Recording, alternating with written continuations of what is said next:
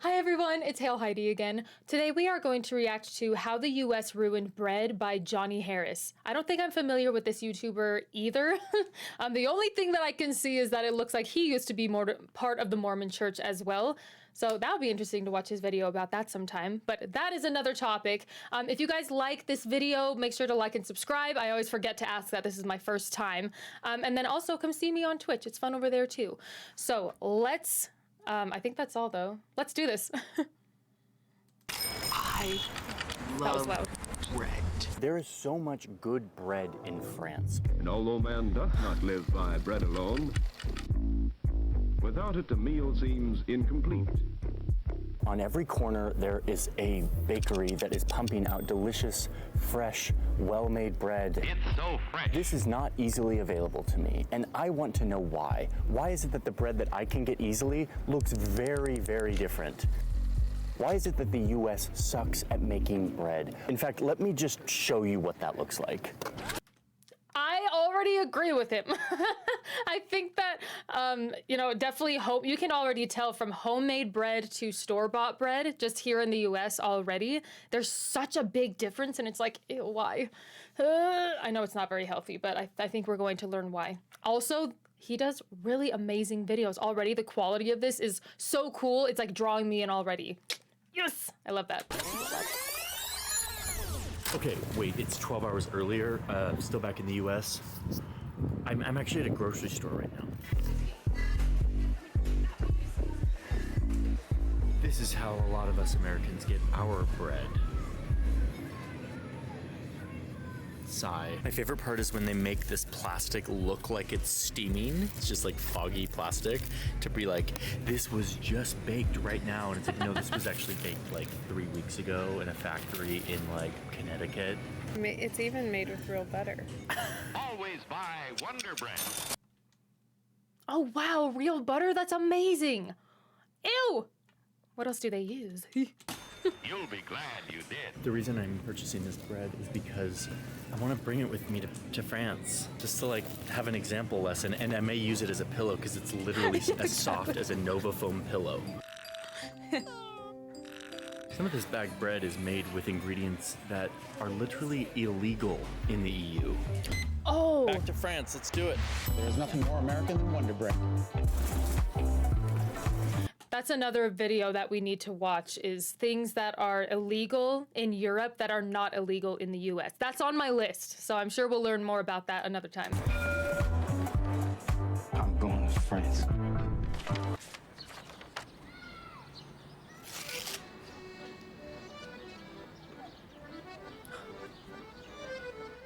In case you're wondering, yes, any video from Paris must include music like this. Nice, gentle cafe accordion music. There's my composer Tom making it right now. It's pretty cool. It's just so good.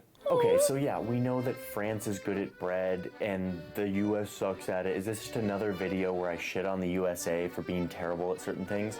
Yes, it is. Probably. It's exactly what it is. But You just get sucked into it! How can you not?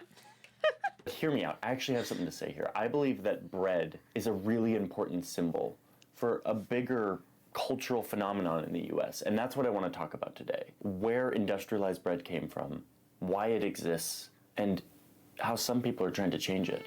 I'll get to that explanation, but first I'm going to go into that bakery over there and buy myself a large ball of butter and flour stuffed with chocolate. Oh, and Tom, can you throw in a beat to this accordion music, please? Yeah. Thanks. Any questions? Yes. Are you going to finish that croissant? Oh yeah. I want to go. Okay, so why bread? There's a million other things I could talk about that are better in other parts of the world, but it turns out that bread is the most important prepared food that humans have ever made, and therefore it is worth talking about. So let me explain in under a minute the overview of the tens of thousands of years of history of bread and its chemistry and why it's so important. Don't think I can do it in under a minute? Check this out. 12,000 years ago, humans realized that they could plant this grass instead of just foraging for it. This grass was called wheat, and when it was ground up with a stone, it made this powder that, if you put water with it, creates this stretchy, goopy thing that has a bunch of sugar from the flour that's been released. Oh look, wow! All the bacteria in the air love this sugary goop. Nice. And they descend to feast on it, burping out gas as they eat. Whoa, the gas can't float up into the air because it's getting trapped in this stretchy ball of goop. Like a balloon, like a pillow, like magic. Magic. All this feasting and burping is making it rise and turn into a pillowy thing that is way bigger than it was. Put this blob next to some fire, and all of the little bubbles that were just created turn hard. Wait, all of this can happen because of this one grass? Yes. Cool, let's plant a lot more of this grass and build all of human civilization off of it, said humans. So that is bread, like the oldest and most important prepared food item that humans have ever invented. Eventually, humans got really good at doing this bread, flour, water, yeast thing, and especially here in France, they took it really seriously and have created a whole culture around making bread delicious and amazing. And you can see that they've continued that culture today just by the number of bakeries that exist in this city. There are 30,000 independent bakeries in France. Compare that to the 3,000 that are in the United States. And Oh my gosh. Whoa. That's so much. Or we have so little. Oh man. Okay, now it's on my bucket list to go to France and have bread. Okay, that's one more place I need to go. Added. And then remember that the US has like a much larger population. And if you do all the math, you see that France has 50 times more bakeries per capita than the United States. 50 times. I mean, that is such a clear indication of how much they value good bread that is baked a certain way. Here with Mr. Local over here. Yeah. Local French food in France. Yes. 94% of Parisians live less than 5 minutes away from a bakery. And that shows you they care. Do you think that's 5 minutes driving or like public transportation or 5 minutes walking? That's something I'm interested in too, because if I was 5 minutes of walking, like 5 walking distance away from a bakery, I'd be so happy. So happy. Ugh. Yeah. It's like you hear stuff like that and you're like, this is their priority. Yeah, yeah. And the culture of eating is just as much important here as how like the ingredients are sourced and prepared and whatnot. Yeah. People don't eat while rushing towards their next meeting or whatever. Like it's very much, no, you sit down, you make it a thing. It's just a part of the way of life here. Yeah. I've actually heard, and I don't know, I'll have to research this a bit more, but I've heard that sitting down and eating and letting your body relax while you're eating is a lot healthier actually than like rushing and eating at the same time. I don't know why. I don't know if it has something to do with the digestion or something like that, but I've heard that. I need to look more into that and kind of double check that. People so good for them. Come into the boulangeries almost on a daily basis, and they check in with each other. It's like, hey, how you doing? You know, I'm doing great. This is what's happening. Why? That is the question. Why are these bread cultures so different? And the answer comes down to what America was founded on. I mean, a reminder that America is a country founded by a bunch of people who left their country to go make a new life, to do things differently, to do things more individualistically. And the way that expressed itself for a really long time was mechanization, industrialization. And to be clear, in the history, Britain was as much to blame for all of this mechanizing of bread as America was. That's insulting. But anyway, we're talking about the USA for a little bit. So by the 1920s, you had this machine that was invented, an automatic bread slicer. Hello, convenience, innovation, America. Absolutely. This right here, this America right here, it's money, convenience, getting on top. Which is great for entrepreneurs. I like so many good opportunities for invention, stuff like that. But at the same time, it kind of brings down the quality of things just in mass producing and stuff like that. No more serrated knife versus a tough, crusty loaf. Now the machine will do it for you. This is the greatest thing since sliced bread. Oh, so that's where we're at. This is the greatest thing. says America. And Europe was like, wait, yeah, we like machines too, but like not for bread. Slice this bread and you make your bread spoil faster. We don't need a machine for sliced bread. But the automatic slicer was just the beginning for America. No, I'm just getting warmed up. Now that we have sliced bread that, yes, spoils faster, let's make it, I don't know, not spoil as fast. One way to do this is to take the part of the wheat berry that has oils in it, the husk and the bran, and get rid of it. Focus on the big carb-loaded berry in the middle. But there had to be a more industrial solution to make the bread last longer, to be whiter, to be softer. And to be faker?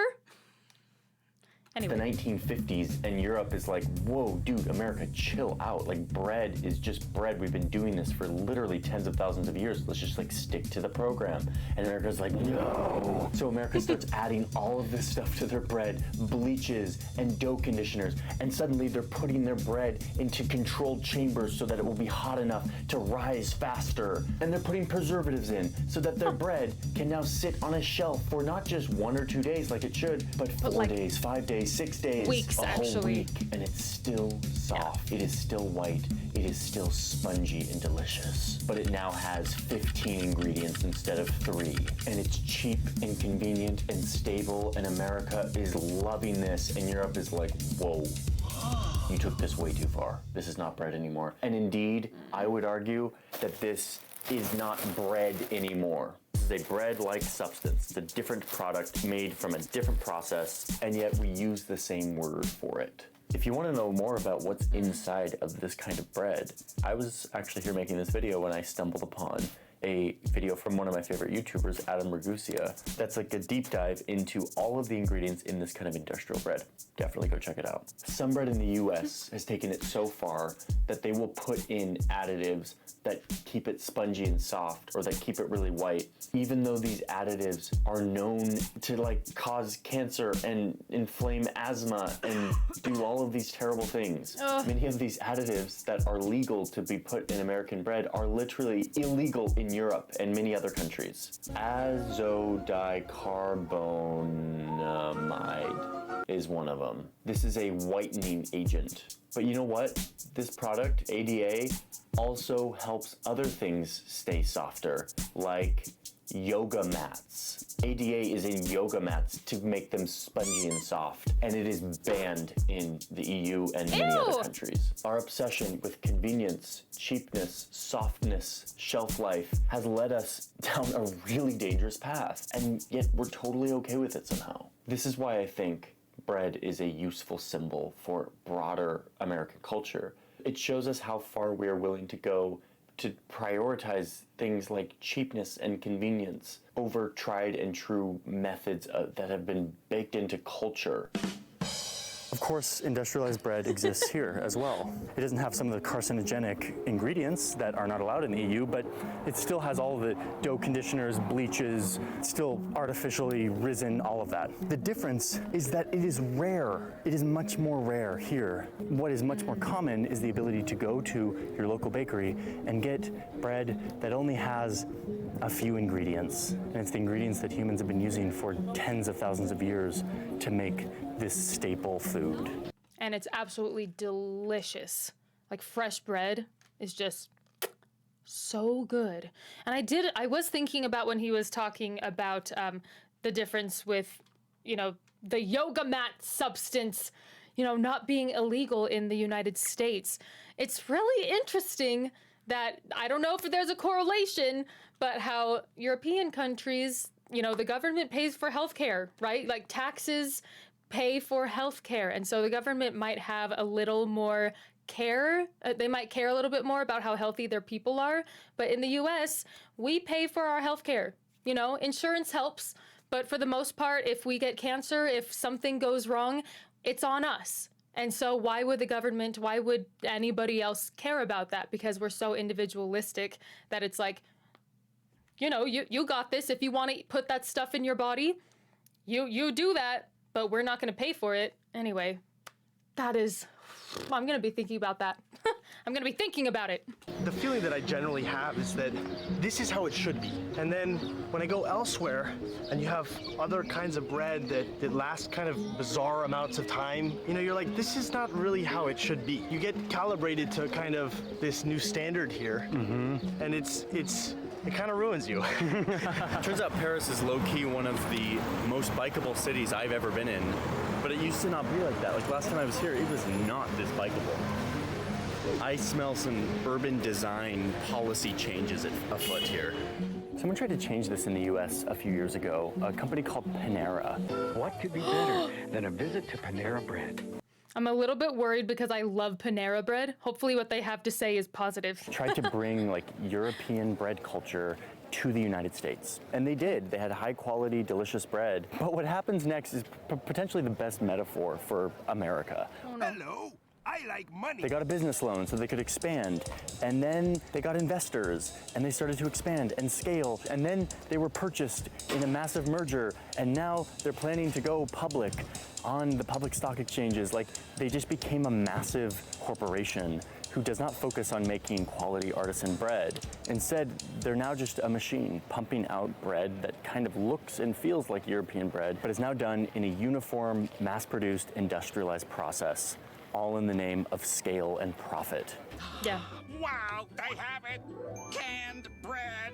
So the question is, why does this matter? Like, am I just being a snob who's like, traditional bread is better and therefore everyone should have it and I hate America? That was snobby. You're a snob. No, I'm not. Kind of, yeah. But also, it actually makes a difference in how it goes into your body. The beauty of bread always was that you could put this goop out in the air and bacteria would come down and start to feast on it and kind of start the digestion process. That is what natural fermentation does. Honestly, even though that's natural and it works and stuff, just the way that it's said is so gross to me. I'm just like, oh, I don't want to think about that. The burping thing earlier, that made me cringe. I'm like, not cringe. It just grossed me out just a tiny bit. Just a tiny bit.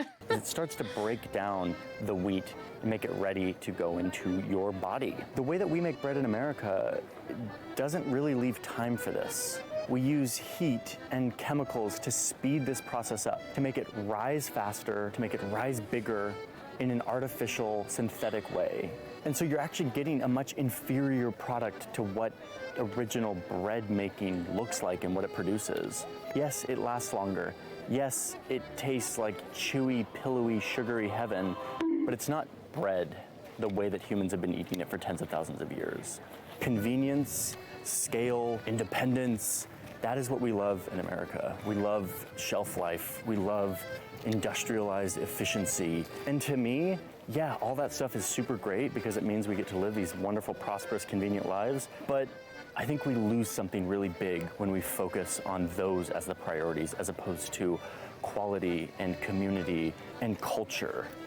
Last thing I'll say here is that this is slowly changing. You have a movement in the US of people making some of the best bread in the world using the most traditional methods and ingredients. In these big cities, you have amazing bakeries doing bread that is on par with anything you could get in Europe.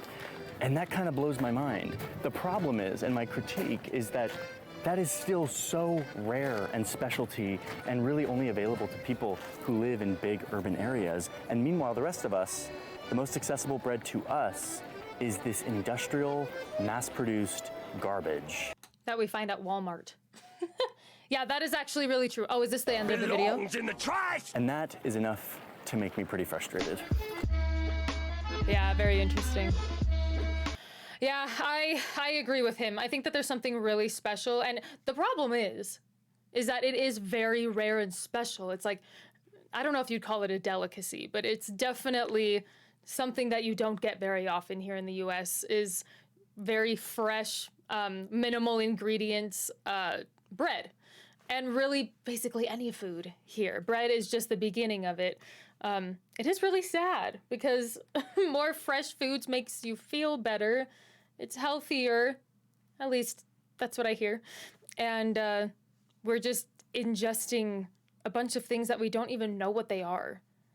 I don't know half of the things that I eat every day because it's just these chemicals that I don't pay attention to, first of all, and I just don't really know much about. So that would be interesting to learn more about that. And maybe I'll look in my local area to see if there are any bakeries that try to do things like this, that have more fresh, like whole ingredients. Maybe we'll take a look. That would be kind of cool to try and support more places like that rather than Walmart or like Macy's or Fresh Market. People who have, or, you know, companies who have just the packaged, you know, long-lasting bread. We'll see, because it tastes so much better when it's fresh, you know what I mean? So anyway, this was very, very interesting. Let me know what you guys think in the comments. Keep your suggestions coming. I really, really appreciate it. I'm loving every bit of this channel and learning more about things and how things work outside of the US as well as inside the US. I'm learning a lot about both. And so, but otherwise, thank you for watching. I will see you in the next video. Bye.